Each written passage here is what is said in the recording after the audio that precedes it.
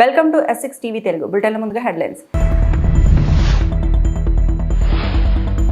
సభలో డ్రామాలు వద్దు, చర్చలే కావాలి. శీతాకాల సమావేశాల ముందు మోదీ కీలక వ్యాఖ్యలు.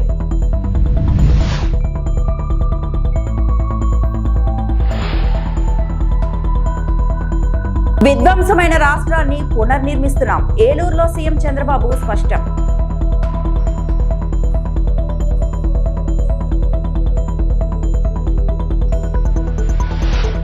టీడీపీ జాతీయ కార్యాలయంలో శిక్షణా తరగతులు. మండల నాయకులను ఉద్దేశించి మాట్లాడిన మంత్రి రామనాయుడు.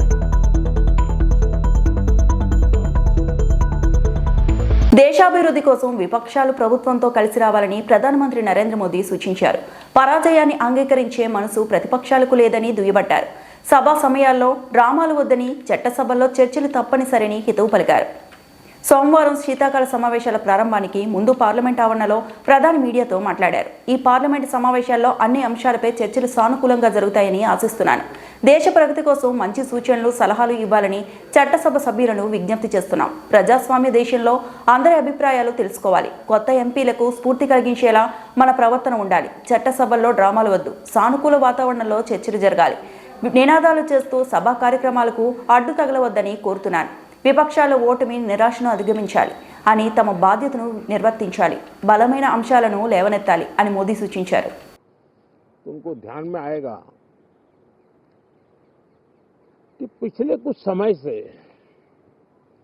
हमारे सदन को या तो चुनावी का वार्मिंग अप के लिए उपयोग किया जा रहा है या तो पराजय की बौखलाहट करने को निकालने के लिए उपयोग किया जा रहा है। अब मैंने देखा है कुछ प्रदेश ऐसे हैं कि सत्ता में रहने के बाद इतनी एंटी इनकम्बेंसी है कि वो वहां जनता में जा नहीं पा रहे हैं, वहां लोगों के बीच जाकर के अपनी बात बता नहीं पा रहे हैं, और इसलिए सारा गुस्सा या सदन में आकर के निकालते हैं और सदन को अपने उस राज्य की राजनीति के लिए इस्तेमाल करने की नई परंपरा को कुछ दलों ने जन्म दिया है। अब उन्होंने एक बार चिंतन करना चाहिए कि पिछले 10 साल से ये जो खेल खेल रहे हैं, देश स्वीकार नहीं कर रही इन पद्धतियों को, तो अब थोड़ा बदलें, अपनी रणनीति बदले। मैं टिप्स देने के लिए तैयार हूं उनको कैसे परफॉर्म करना चाहिए, लेकिन कम से कम सांसदों के हकों पर तराप मत लगाइए, सांसदों को अभिव्यक्ति का अवसर दीजिए, अपनी निराशा और अपने पराजय पे सांसदों को बलि मत बनाइए। मैं आशा करता हूं कि इन जिम्मेवारियों के साथ हम सब चलें, लेकिन मैं देश को विश्वास देता हूं कि राष्ट्र प्रगति की राह पर चल पड़ा है, राष्ट्र नई ऊंचाइयों को पार करने की दिशा में आगे बढ़ रहा है और ये सदन भी उसमें एक नई ऊर्जा, नया सामर्थ्य भरने का काम करेगा। इसी विश्वास के साथ बहुत बहुत धन्यवाद। ఏలూరు జిల్లా నల్లమడుగులో జరిగిన ప్రజావేదిక కార్యక్రమంలో ఏపీ ముఖ్యమంత్రి చంద్రబాబు నాయుడు పాల్గొన్నారు. ప్రపంచంలోనే అత్యంత అందమైన రాజధానుల్లో ఒకటిగా అమరావతిని నిర్మిస్తామని ఆయన అన్నారు. ఎన్డీఏ మరో 15 సంవత్సరాలు అధికారంలో ఉండాలని పవన్ కళ్యాణ్ చెప్పిన మాటలను ఆయన గుర్తు చేసుకున్నారు. దెబ్బతిన్న రోడ్ల గురించి ఆయన మాట్లాడారు. జనవరి నెల నాటికి అన్ని రోడ్లు పూర్తవుతాయని హామీ ఇచ్చారు. ప్రపంచంలోనే ఒక సుందరమైన నగరంగా అమరావతిని తీర్చిదిద్దే బాధ్యత మేము తీసుకుంటాం. విశాఖపట్నం వస్తుంది, అమరావతి వస్తుంది, తిరుపతి కూడా డెవలప్ చేస్తాం. అక్కడ వెంకటేశ్వర స్వామి ఉన్నాడు.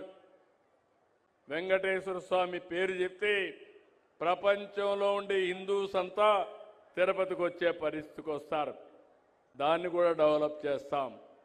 కానీ మీరు పదే పదే మా మిత్రుడు పవన్ కళ్యాణ్ గారు చెప్తా ఉంటారు, రాబోయే 15 సంవత్సరాలు ఎన్డీఏ ప్రభుత్వం ఈ రాష్ట్రంలో ఉండాలనేది ఒక ఆకాంక్ష.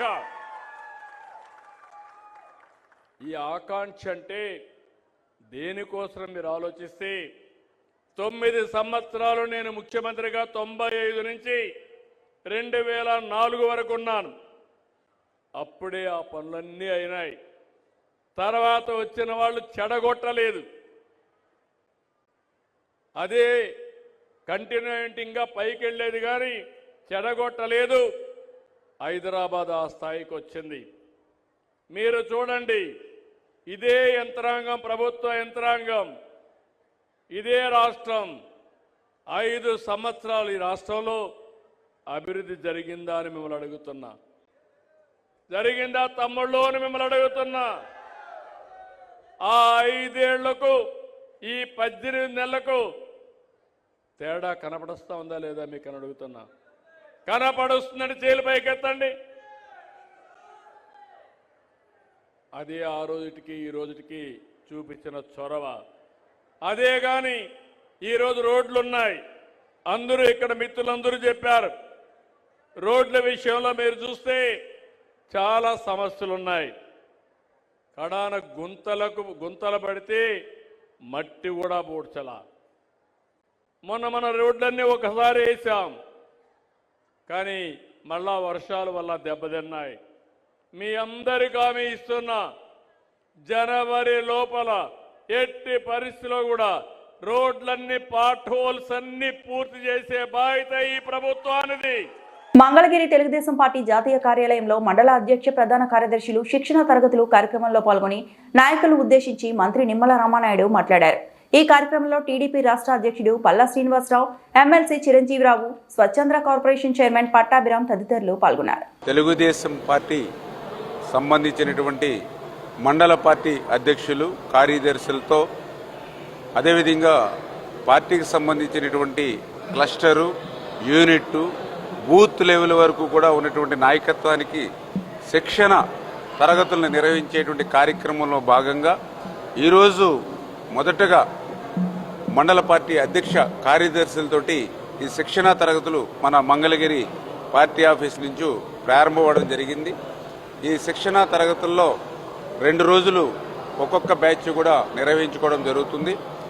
ఉదయం యోగా నుంచి ప్రారంభమైనటువంటి ఈ యొక్క శిక్షణ తరగతులు సాయంత్రం వరకు కూడా విభిన్నమైనటువంటి టాపిక్స్ తోటి, అంటే ఎందుకంటే తెలుగుదేశం పార్టీ ఆవిర్భవించి దగ్గర 40 సంవత్సరాలు దాటుతున్నటువంటి దశలో పార్టీ యొక్క చరిత్ర, హిస్టరీ ఏదైతే ఉందో, ఆ రోజు అన్న ఎన్టీ రామారావు గారు ఎటువంటి పరిస్థితుల్లో ఆ రోజు రాజకీయ పార్టీని స్థాపించడం జరిగింది, సమాజమే దేవాలయం, ప్రజలే నా దేవుళ్ళు అనేటువంటి సిద్ధాంతంతో ఏ రకంగా అయితే పార్టీని తీసుకొచ్చారు, ఆయన పార్టీ ప్రస్థానం ఏ రకంగా 83 నుంచి ప్రారంభమై ఈ యొక్క దేశానికే ఏ రకంగా అయితే సంక్షేమాన్ని పరిచయం చేశారు, అదేవిధంగా ఆటుపోట్లను ఆ 83 నుంచి మొన్న 2024 వరకు కూడా తెలుగుదేశం పార్టీ ఏ రకంగా అయితే ఆటుపోట్లను ఎదుర్కొంది, అధికారంలో ఉన్నప్పుడు ఏ రకంగా సంక్షేమ అభివృద్ధి కార్యక్రమాలు చేశాం, ప్రతిపక్షంలో ఉన్నప్పుడు కూడా ఆ పాత్రను కూడా సమర్థవంతంగా, అంటే పదవి అనేది అధికారం కోసం మాత్రమే కాదు, ప్రజలకు సేవ చేయడం అనేటువంటి సంకల్పంతో ఏదైతే తెలుగుదేశం పార్టీ పనిచేస్తుందో, ఈ రకంగా ఒక పార్టీ హిస్టరీ ఆ రోజు 82 నుంచి ఈరోజు 2025 వరకు కూడా పార్టీ చరిత్రను ఒక్కసారి ఆ యొక్క పార్టీ నాయకత్వంతో మమేకం చేయాలనేటువంటి ఆలోచన. రెండవది, తెలుగుదేశం పార్టీకి సంబంధించినటువంటి కేసు స్టడీస్, అంటే మనం అధికారంలో ఉన్నప్పుడు ఏ రకమైన అభివృద్ధి కార్యక్రమాలు, ఏ రకంగా సంక్షేమ కార్యక్రమాలు, బెస్ట్ మోడల్స్ ఏవైతే మనం రాష్ట్రానికి అందించామో, అదేవిధంగా 2019, 2024 నియంతృత్వ నిరంకుశత్వమైనటువంటి పాలనలో ఏ రకంగా ప్రజలు ఇబ్బంది పడ్డారు, నాయకులు ఇబ్బంది పడ్డారు, రాష్ట్రం ఏ రకంగా ధ్వంసానికి గురైందో కేసు స్టడీస్, ఎగ్జాంపుల్స్ తోటి సహా, కేసు స్టడీస్ తోటి సహా ఒక్కసారి మళ్ళీ వాటి మీద కూడా ఒక చర్చనీయమైన అంశంగా చేర్చాలనేటువంటి లక్ష్యంతో సుమారు 7 కోట్ల నిధులతో విశాఖ నగరంలోని కైలాసగిరిపై ప్రతిష్టాత్మకంగా నిర్మించిన గ్లాస్ బ్రిడ్జిని ఎంపీ శ్రీభరత్, మేయర్ పిల్లా శ్రీనివాసరావు ప్రారంభించారు. ఈ కార్యక్రమంలో MLA Velagapudi Ramakrishnababu, BMRDA chairman Pranav Gopal పాల్గొన్నారు. గ్లాస్ బ్రిడ్జ్ నిర్మాణం పట్ల విశాఖవాసులు హర్షం వ్యక్తం చేస్తున్నారు. విశాఖ అందాలను ఈ బ్రిడ్జిపై నుంచి వీక్షించడం సరికొత్త అనుభూతిని ఇస్తుందని చెప్తున్నారు. ఎప్పుడు ప్రారంభిస్తారు అని అందరు ఎదురు చూసే ఈ గ్లాస్ బ్రిడ్జ్ని ఇవాళ December 1 7 గంటలకి ప్రారంభించడం మా గొప్ప అవకాశంగా ఇక్కడ మేము భావిస్తున్నాము. భారతదేశంలో అతిపెద్ద గ్లాస్ బ్రిడ్జ్ 55 మీటర్ల లెంత్, దాంట్లో 35 మీటర్లు క్యాంటిలివర్ స్ట్రక్చర్లో బయటికి రావడము. అందుకే మీరు దాని మీద నడిస్తే కూడా కొంచెం క్యాంటిలివర్ మీద ఉన్న ఎక్స్పీరియన్స్ కొంత ఊగినట్టు కూడా అనిపిస్తుంది. 1020 ఫీటు సముద్రం లెవెల్ నుంచి హైట్లో ఉండడము. అండ్ ఒకటేసారి ఈ బ్రిడ్జ్ మీద 100 మంది తీసుకోగలిగిన 40 మందిని ఒక్కొక్కసారి అలౌ చేసి ఈ ఎంటైర్ వ్యూ, ఇది సముద్ర తీరాన ఉన్న ఈ అద్భుతం, ఈ అందాలు, ఈ కొండలు, చెట్లు, సముద్రం ఒకటేసారి అనుభవించే అవకాశం ఇక్కడ ఈ గాలి కూడా మీరు కూడా చూస్తున్నారు. హుడూడ్ వచ్చినప్పుడు విండ్ స్పీడ్ 210-220 కిలోమీటర్లు ఉంటే ఈ బ్రిడ్జ్ డిజైన్ 250 km/h ఉన్నా సరే మనకి ఏ ప్రాబ్లం లేకుండా డిజైన్ చేసిన బ్రిడ్జ్.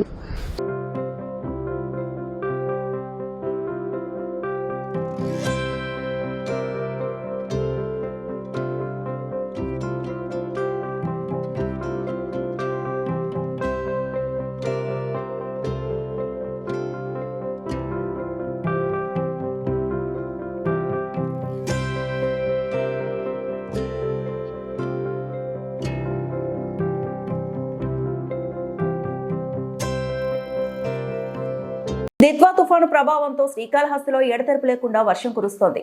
దీంతో శ్రీకాళహస్తీశ్వర ఆలయానికి చేరుకునే భక్తులు వర్షంలో తడుస్తూ ఇబ్బందులు పడుతున్నారు. తుఫాను హెచ్చరికతో నియోజకవర్గం అంతా అధికారులు అప్రమత్తమయ్యారు. వర్షం కారణంగా చెరువులకు నీరు చేరుతుండటంతో ఎలాంటి ఇబ్బందులు తలెత్తకుండా ముందస్తు చర్యలు చేపట్టారు. అన్ని మండల కేంద్రాల్లో కంట్రోల్ రూమ్లను ఏర్పాటు చేశారు.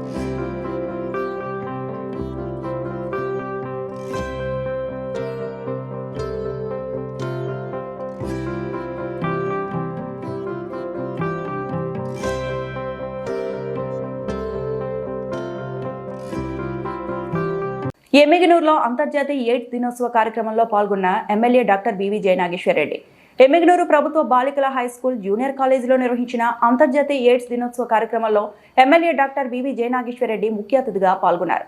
అనంతరం బాలికల ప్రభుత్వ హై స్కూల్ నుండి మాచాని సోమప్ప సర్కిల్ వరకు ఎయిడ్స్ అవగాహన ర్యాలీలో పాల్గొని ప్రజలకు అవగాహన కల్పించారు.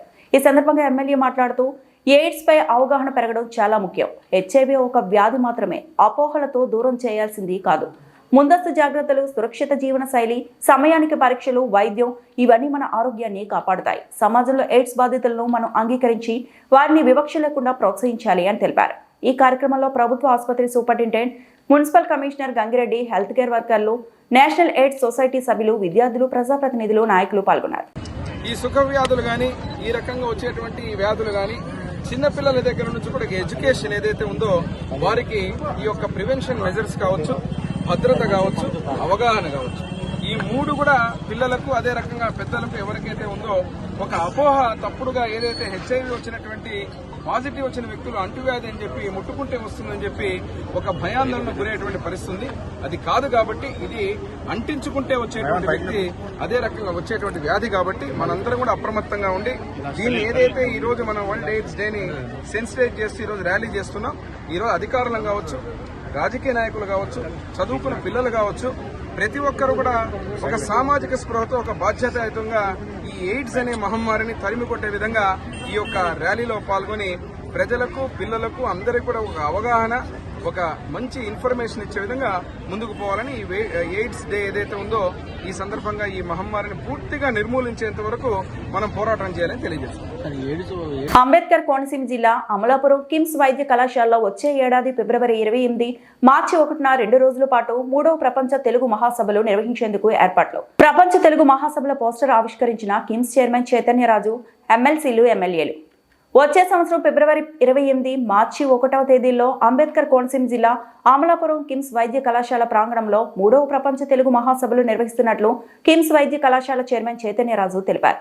అమలాపురం కిమ్స్ వైద్య కళాశాలలో జరిగిన కార్యక్రమంలో తెలుగు మహాసభల పోస్టర్ను రాష్ట్ర ప్రభుత్వ విప్ దాట్ల సుబ్బరాజు, ఎమ్మెల్యే ఐనాబతుల ఆనందరావు ఆవిష్కరించారు. ఈ సందర్భంగా చైర్మన్ చైతన్యరాజు మాట్లాడుతూ తెలుగు మహాసభలకు తొలి రోజున రాష్ట్ర ముఖ్యమంత్రి చంద్రబాబు నాయుడు, 2వ రోజున ఉప ముఖ్యమంత్రి పవన్ కళ్యాణ్ హాజరవుతారని తెలిపారు. పలువురు కేంద్ర మంత్రులు, రాష్ట్రాల గవర్నర్లు, ప్రముఖ సాహితీవేత్తలు, కవులు, కళాకారులు తెలుగు పండుగల్లో పాల్గొంటారని పేర్కొన్నారు. 3వ ప్రపంచ తెలుగు మహాసభలు అమలాపురంలో ఉన్నటువంటి కిమ్స్ మెడికల్ కళాశాల ప్రాంగణంలో ఫిబ్రవరి 28 శనివారం, మార్చి 1 ఆదివారం ఈ సంవత్సరం చేయడానికి ఈ రోజున నిర్ణయం తీసుకోవడం జరిగింది. దేశ విదేశాల్లో ఉన్నటువంటి ప్రముఖుల్ని, వివిధ తెలుగు సంఘాలు ప్రపంచవ్యాప్తంగా, అలాగే ఇతర రాష్ట్రాల ఉన్నటువంటి తెలుగు సంఘాల వారిని కలిసి దాదాపు 1100 మంది కవుల్ని కూడా ఈ యొక్క కార్యక్రమానికి ఆహ్వానిస్తున్నాం. గత 2 సంవత్సరాలుగా రాజమహేంద్రవరంలో 1వ, 2వ ప్రపంచ తెలుగు మహాసభలు అత్యంత ఘనంగా నిర్వహించడం జరిగింది.